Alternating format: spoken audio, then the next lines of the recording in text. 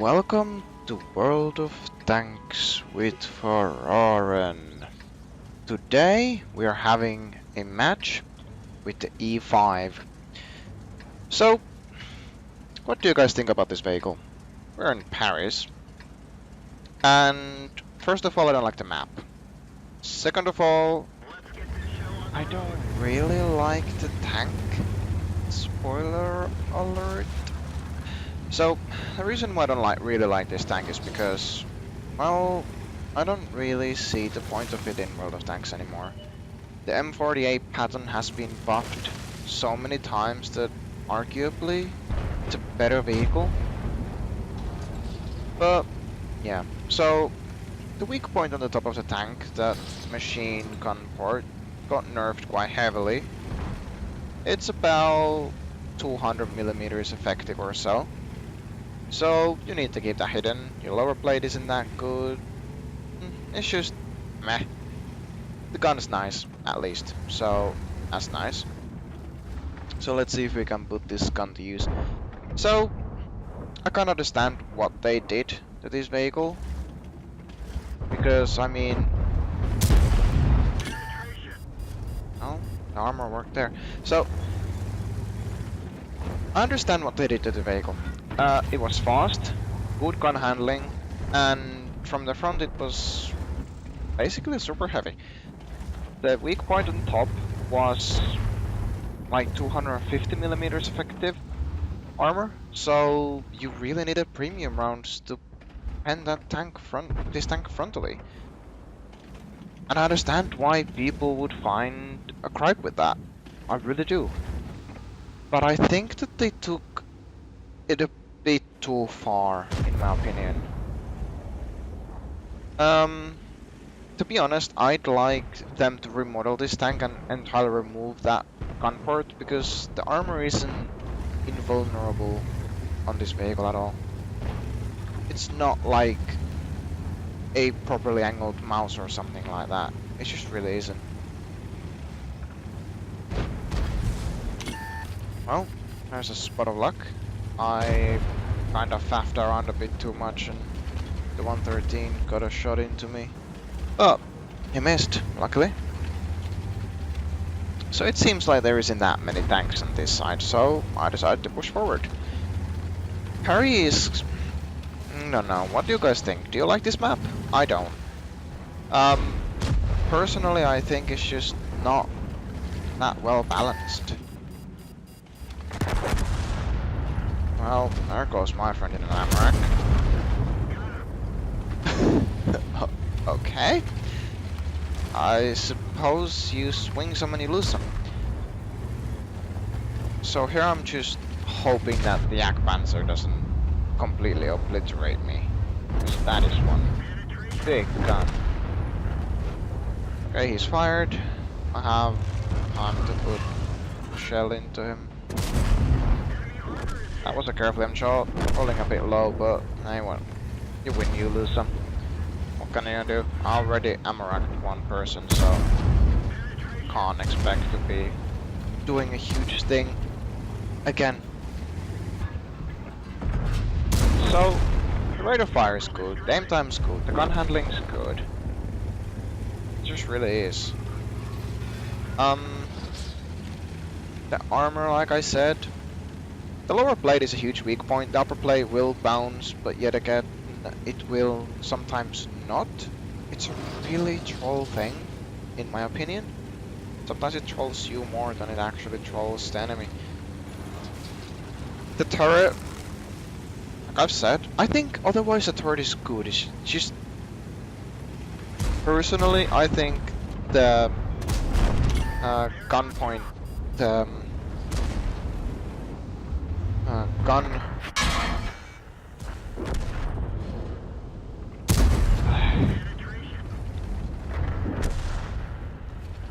that horrible thing from the top needs to be removed. Other than that, I think it's good. It's not... this vehicle really isn't that special. Oh, I missed the T110E5's track there. I'm really trying not to expose myself to the torches because that thing will chew me really quickly indeed. He fires me to the tracks. Tracks hit it. Yeah, good luck, Chuck. So, here we go. Time to get some... Can I ram him to death? Can I? Dang it! Or Amarax. And I want to actually ask, what do you guys think? Is this the state of the game for you now as well? Like, is it more and more premium rounds being shot at? Oh, I should have really loaded heat here. Oh, no, wait. No, not after all. Can I track him? Yes, I can. Get some assistance damage in the end. And would you look at that? The artillery shot our own tank. How lovely of them. So, that's that. And since the game was so fast, I think I'll give you a double action of gameplay. Right, here we are, as promised. This time we are keeping the tank in the T110 family, but today we're playing the E3 variant. And since it's a lower E number, I'm sure it's going to be worse, right? Well, in situations, probably yes, but I'd argue that no. This tank has godlike front armor. The only real weak point to it is the lower plate. The machine gun port on top is 300mm effective. The frontal armor next to the mantlet is 300mm thick. The mantlet is 5 to 600, so at points even 800mm thick. The gun 295mm of penetration with AP rounds and 375 with the premium rounds. This thing is a monster.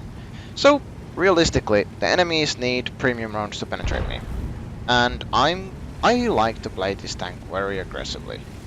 Because I mean, come on, why not? I have the penetration, and I have the frontal armor, and that guy can just overmatch everywhere. Yeah. Yeah, you can shoot high explosives at me. You'll do 100 to 200 damage, and then I'll just... yeah. So, I'm just trying to be disciplined here. I don't want to be using my repair kit and sword because... yeah, right through the turret front. Because the artillery is eventually gonna run out of shells, and well, I kinda might need them if my crew member dies and stuff like that. And the accuracy on this tank isn't the biggest thing anyway. This DRVP is just hammering me. Let's see if I do it. Should I do a blind fire? Can I shoot the lower plate? Oh yes. And left him on 1 health. Oh well, you'll win some, you lose some. Can I snipe this Yak Tiger? No. Yeah, this gun is inaccurate. But it doesn't do its thing with accuracy, that's the thing. This gun is just a big old derp 750 alpha damage into your face with enough penetration to basically hit you anywhere and it's gonna penetrate anyway. So, let's see. Let's go help my team over here.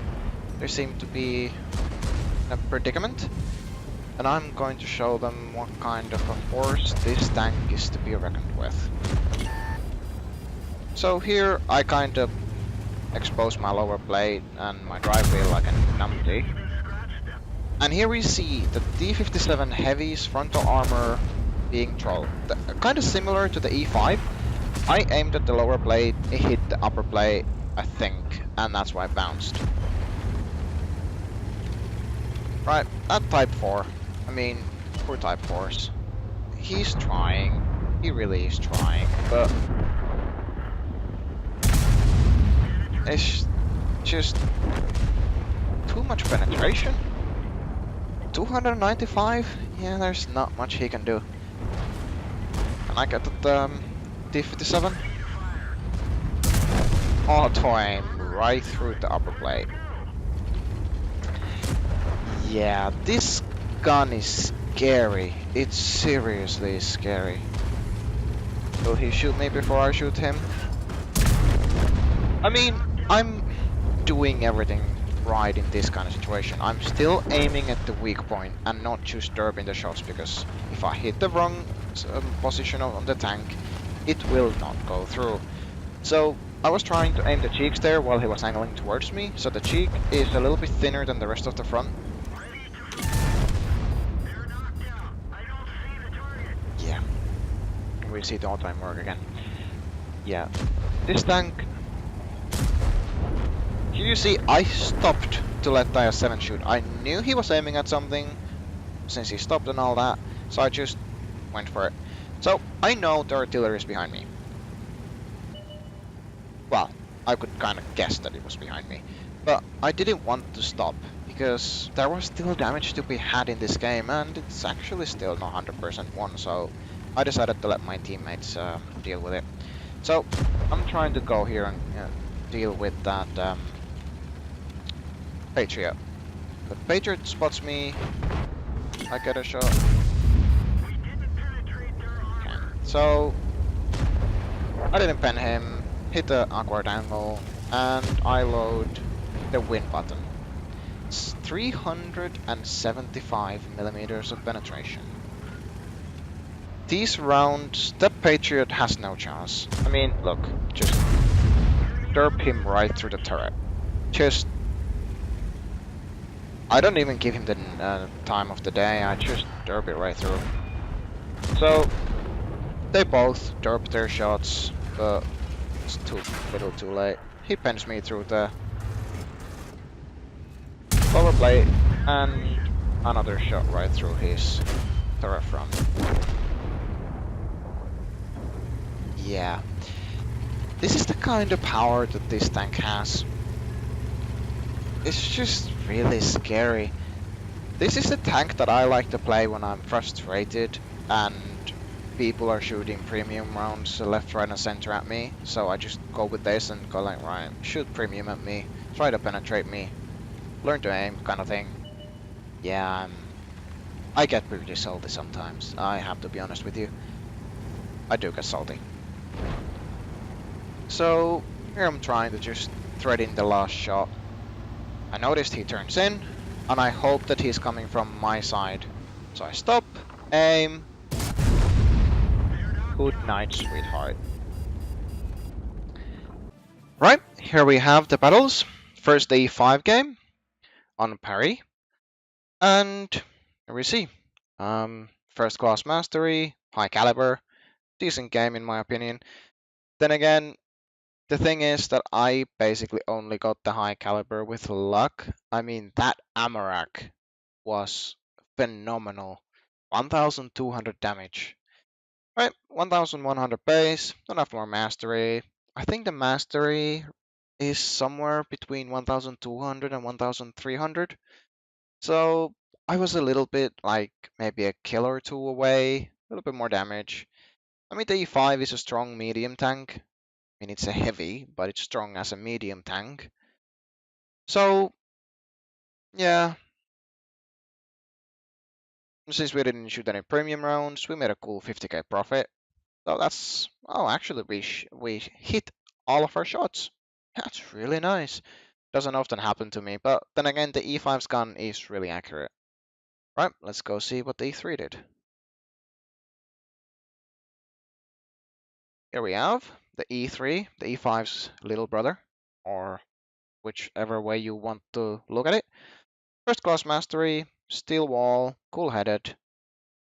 Yeah, a steel wall badge is something, if I don't get into E3 with my normal gameplay, I'm really surprised, because I play it as a frontline assault tank. That's just how I play it. and that puts me right in there on harm's way with everyone. So yeah,